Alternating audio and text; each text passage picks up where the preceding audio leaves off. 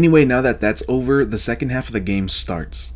We have to revisit every Disney World, which is something I missed in Kingdom Hearts 3. We head back to the Land of Dragons and immediately see a hooded figure running. Mulan was chasing that guy, so we help her out and chase him to the top of the mountain. A Heartless army appears just like how it happened when we first came to the Land of Dragons, only this time we actually have to fight the hooded figure in the middle of all this chaos.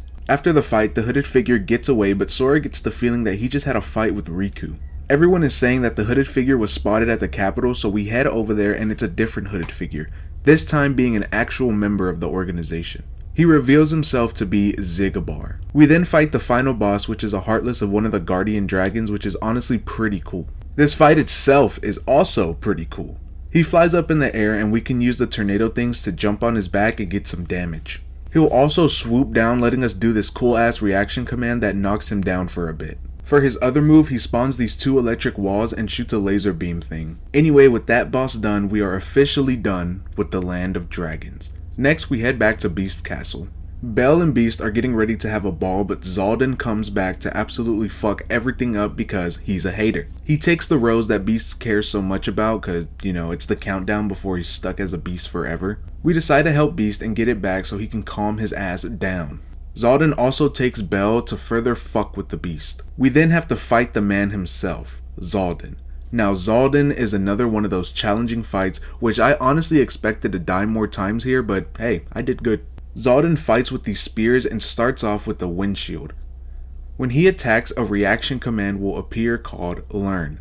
This move is honestly how you win this fight. His desperation move is a little tough, but it's not impossible. With Xaldin defeated, Belle and Beast make up and our journey in the Beast Castle is complete. Time to revisit Port Royal. So the organization member fucking shit up this time around is Luxord. Great choice, by the way. He's a gambler and in my mind that goes really well with pirates. So Luxord is fucking with the Aztec treasure again, so the curse is back. To further cause more chaos, he spawns in this big ass Heartless and we end up fighting it, but he's kind of a letdown. I don't even think I get hit, like come on dude. Luxord scatters the Aztec gold across the world, so we travel and take down his nobodies to get them back. We head to Port Royal and the big Heartless is back, this time causing us a little more trouble. This boss fight revolves around getting the treasure because if you don't have it all, you can't even hit the dude, so yeah. To get the treasure, you have to use magic on him, then drop the treasure in the chest. He does have a move where he'll steal the treasure you got, but you can do a reaction command to stop him. With that boss fight finished, we can say goodbye to Port Royal. Time to go see what Hercules is up to back at the Colosseum. Yeah, Herc is still all whack and shit since, he let the Colosseum get destroyed by the Hydra or whatever. Hades makes us participate in his dumbass tournament or he's gonna take Meg again. These tournaments are your pretty standard stuff. Each round has you fight a different set of enemies and sometimes there will be a different win condition. So Hades has Orin under his control, so we go to Hades' office place, I don't really know what to call it, and we take the statue, freeing Orin of Hades' control. Hades is all mad now, so Sora, Donald, and Goofy team up with Hercules and take his ass down. Sora, Donald, and Goofy finally graduate from junior heroes to full-fledged heroes, and with that, our time with Olympus Coliseum is complete. Time to go to Agrabah and see what Aladdin is up to. Yeah, so Jafar is back because of that dumbass, greedy-ass, shopkeeper-ass guy. We hear that he's in the old ruins, so we use the carpet to fly around. Using carpet is pretty simple. You can go up, down, and forward. You can also attack Heartless while you're on the carpet, and thankfully the combat isn't sacrificed or anything. After escaping the desert, Jafar turns into this giant genie, so once again we have to team up with Carpet to take him down. Spectacle wise, this fight is pretty cool, but gameplay wise, it's just okay. All you really need to do is hit his stomach area to activate his reaction command to knock him out and get hits in. We return peace back to Agrabah, and now it's time to go back to Halloween Town. Here we see the wheelchair guy working on his new machine, but then he gets knocked out or something. Some presents get stolen, then we hear some ruckus in the room and find the little 3 bastards being annoying, so we stuff them in a box. So it actually wasn't the dumbass kids who stole the presents, it was the big ass machine the wheelchair guy was building who stole it. So we come up with the plan to lure it out. Our plan works and now it's time to take it out. Yeah, this fight is a little on the difficult side. The laser move it does is no joke, then it splits into these 3 parts and does a fucking Beyblade move that fucks you up. I was having trouble, but then I remembered I have Reflect and I won. Poor little Experiment was just looking for a heart.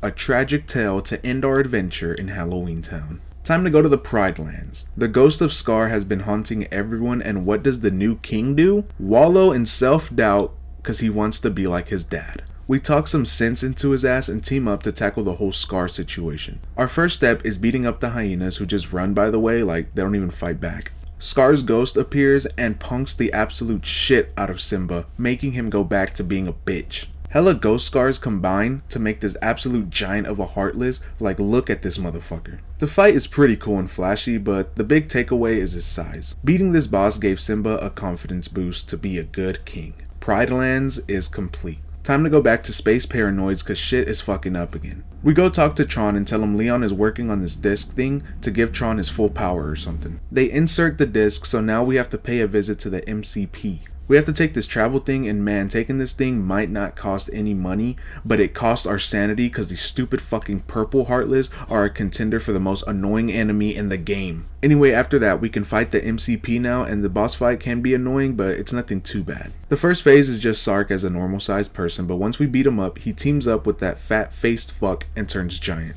Now we have to fight him to knock him down so we can focus on breaking an opening to do some damage to the fat head over there. With the MCP out of the way, Tron is now the computer. Welp, we went to every world again, looking for a gateway to darkness, but there was no luck. Our last world to check is Twilight Town. When we arrive there, we decide to go to the old mansion and we see Hayner, Pence, and Olette beat up on the ground dead. They bring up their theory about an alternate Twilight Town, which we know exists because, Roxas and shit. Anyway, Mickey shows up and tells us he knows where Ansem the Wise is, so we head inside the mansion to look for his computer and find a way to the virtual Twilight Town. With the help of Pence, we end up finding our way into the portal to the Dark Realm. We enter and we're immediately ambushed by nobodies, but we get some unexpected help from Axel. Sora and Axel fight side by side, but the nobodies don't stop coming, leaving Axel to pull out his all-time attack. His attack works, but with the cost of his life. He tells us why he did all of this. Axel, what were you trying to do? I wanted to see Roxas. He was the only one I liked. He made me feel like I had a heart. It's kind of funny. You make me feel the same. Before fading away into nothingness. With the portal Axel gave us, we're finally able to make it to the organization's stronghold, the world that never was. Sora, Donald, and Goofy wander the streets of the Dark City when suddenly two nobodies block Donald and Goofy, and Sora is taken to a place known as Dive to the Heart. A man in a black hoodie appears and pulls out two Keyblades. Time for my favorite fight in all of gaming.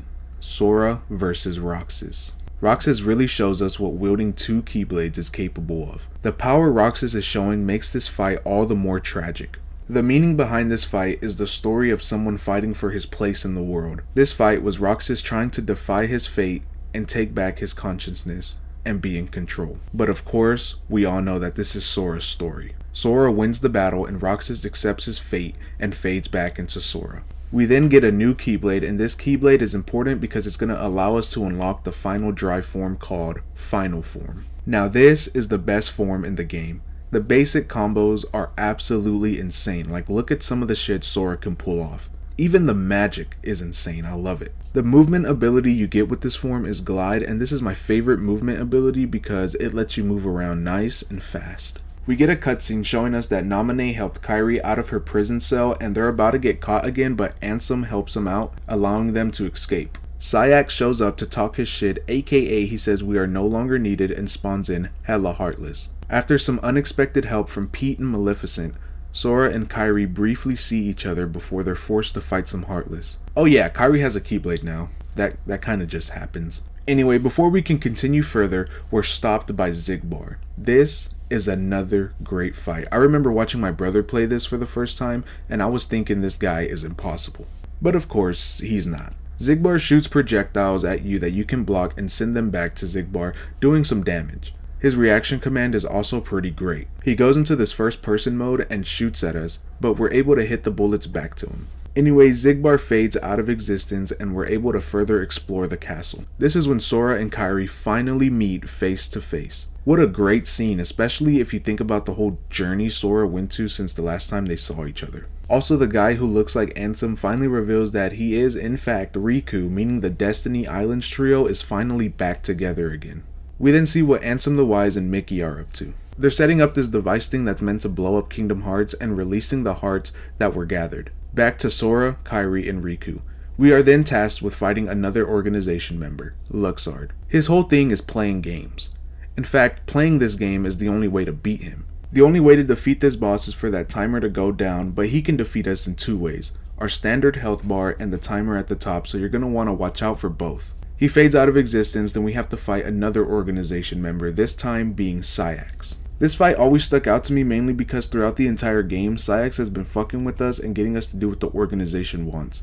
His main thing is his berserk mode, and that is some shit to look out for because if you're not careful, he will fuck your shit up. After Saïx is beat, Riku finally explains why the different organization members have been calling him Roxas. Of course, we all know by now that Roxas is Sora's nobody and he was number 13 in the organization 13, so yeah. Anyway, with Saïx defeated, there is only one organization member left. Xemnas. We go back to Ansem the Wise and Mickey, and the machine is finally ready to use, but it's gonna come with a deathly cost. Ansem the Wise sacrifices himself in order to properly use the machine. So with his sacrifice, we stop Xemnas from wrongfully using Kingdom Hearts. But Xemnas isn't ready to give up just yet, leaving us with one final job to do, and that's to defeat Xemnas and fade him out of existence. Riku is back to looking normal, and now it's time to meet Xemnas face to face. Xemnas takes Sora and Sora alone to this weird place to fight one-on-one, and I absolutely love this fight. It's nowhere near hard, but it's just so cool. Xemnas fights in this calm manner that's sort of unsettling. It's just something about it that makes Xemnas really intimidating. Anyway, that was just a taste of what's to come while fighting Xemnas. We walk through the door and do this badass set piece where we cut buildings in half before jumping into these two platforms. Here we have to hit this ticking time bomb thing that destroys the castle and lets us attack the core. Xemnas uses the power of the broken Kingdom Hearts to put on this badass armor, and we get ready to put an end to him. This armor fight is pretty cool, but it doesn't last long enough to really stand out. Anyway, with armor fight done, we can say goodbye to Xemnas.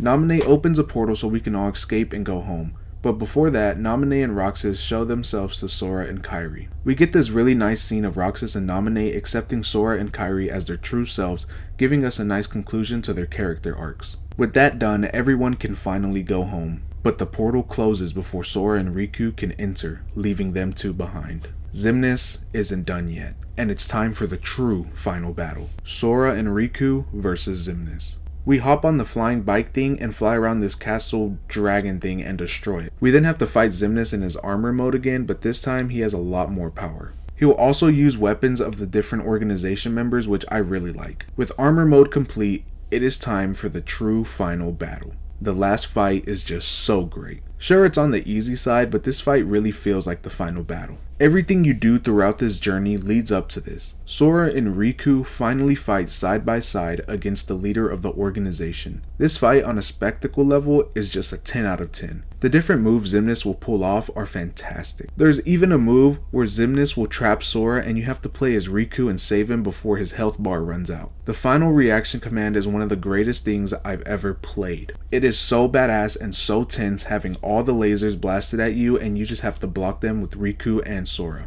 Then once it's done, Sora and Riku do this badass team up and Xemnas is finally defeated once and for all. Sora and Riku end up on the shore in the realm of darkness and talk about everything they've been through. Kairi's bottle from way earlier in the game reaches them. Sora reads the message and a portal opens, allowing them to go back to the realm of light. They arrive on Destiny Islands and reunite with Mickey, Donald, Goofy, and Kairi. And with that, the story of the greatest game is complete. But the game is far from being done as far as gameplay goes. Kingdom Hearts 2.5 Final Mix has the best post-game content in any Kingdom Hearts game, with Kingdom Hearts 3's Remind and Limit Cut being a close second for me. So for post-game content, we have the Hades Tournament, the Mushroom 13, the 5 Silhouette fights, the Cavern of Remembrance, Sephiroth, the 13 organization fights, and finally the Lingering Will. The Hades Tournament is Kingdom Hearts 2 version of the Hercules Tournament from Kingdom Hearts 1. It's your pretty standard tournament, take out the enemies and advance to the next round. They do sometimes add a spin, like not being able to use drive, a time limit, and a hit limit, stuff like that. These are pretty fun, but for some reason they don't feel as fun as the versions in the first game, which is one of the few things I can say Kingdom Hearts 1 did better. The Mushroom 13 are a weird version of Heartless that resemble mushrooms, and they form their own organization 13. There's 13 of them scattered throughout the world, and they're basically little mini games that you can complete to get rewards, and they're actually necessary to complete if you want the ultimate Keyblade, which is the best Keyblade in the game. Completing all of these also give you a cool little crown. The 5 silhouette fights are pretty damn good, and in my opinion, they really give you a taste of what's to come from the 13 organization fights, but more on that later. So there was a game before Kingdom Hearts 2 called Kingdom Hearts Chain of Memories, and in this game, you end 5 organization 13 members. Well, they are not absent from Kingdom Hearts 2. In fact, they're back and they have a totally different moveset for their new fights. That's what the silhouettes do. They are chain of memory fights, but for Kingdom Hearts 2, and they are great. They are better if you fight them when you see them, as they are way too easy if you're leveled up, but don't write these off, they are great fights. Next is the fight with one of video games' greatest villains, Sephiroth. I absolutely love this fight. I even make a separate save file just so I can go back and fight him whenever I want. His moveset is fantastic. He starts off with some simple sword fights, but as you get his health bar lower, he will start to add in more powerful moves until it turns into an all-out battle, and it's absolutely perfect. It is easier than the Kingdom Hearts 1 fight, but in no way is this fight an easy fight. Next is the Cavern of Remembrance, and this is by far the best sort of area in Kingdom Hearts 2 as far as level design. There are puzzles to solve. This area doesn't even feel like a hallway. There's actual verticality, and it just feels more like a real place, if that makes sense. The enemies are pretty tough here, but they do drop some good loot that comes in handy when synthesizing. The point of this place is to unlock what I think is the best piece of side content in any Kingdom Hearts game: the Organization 13 data fights. I spent so much time fighting these fucks. Fun fact, it took me like 2 years to beat Demyx. Anyway, these fights are so well thought out, like the movesets are phenomenal, and it really does test your skills. Everyone is on crack in these fights, like they are made so much harder than when you fight them in the story, which is a plus. These fights offer so much more playtime after the base game because mastering these fights will take some time, but they feel so good to finally beat. But these fights are just a warm up to what's to come. There is one more fight in the game that will test everything you've been doing. It will test your fighting skills, your combos, how you use your magic, party members, and just overall skill. And that's the Lingering Will. Another fun fact, I've never beat him. Yeah, I'm ashamed to admit it, but I just can't beat this guy. Pause. His movesets are just crazy. His fight is just crazy. I'm having a hard time explaining what makes him such a challenging fight. Maybe it's the fact that he can cast a spell that makes you only able to use magic. I don't know, shit like that. But yeah, maybe one day I'll beat him, but I gotta get this video done someday, right? Honestly, replaying this game and being able to share my thoughts and opinions with all you wonderful people has been such a treat. This game truly means so much to me and honestly helped me get through some pretty rough spots of my life and continues to do so to this day. As I was replaying this game, I made some pretty big life decisions and basically started my life over, and Kingdom Hearts 2 once again helped me cope with all of it. I don't know exactly what makes this game so special to me, like it's hard to put into words. I've heard from a lot of people who also consider this game to be their favorite say that it came in a time where their life just wasn't going how they wanted. I don't know, I think that just speaks for itself, honestly. I made this video because at the time I was going to be done with YouTube. I wanted this to be my last video, but honestly it sparked something in me and made me want to continue to make more videos. I also had a lot of input from friends and family saying that I shouldn't quit, so hey, I'm here to stay. So yeah guys, sorry, but you're stuck with me. Anyway, enough of this emotional stuff, let's wrap this up. I want to start branching out and make some new type of content. I'ma still do reviews, but I think it's good to switch things up, you know? So yeah, be on the lookout for some new videos, and for those who stuck around to the end, I just want to say thank you for giving me your time. Anyway, I'll see you on the next video. Like if you want to. I'm out of here.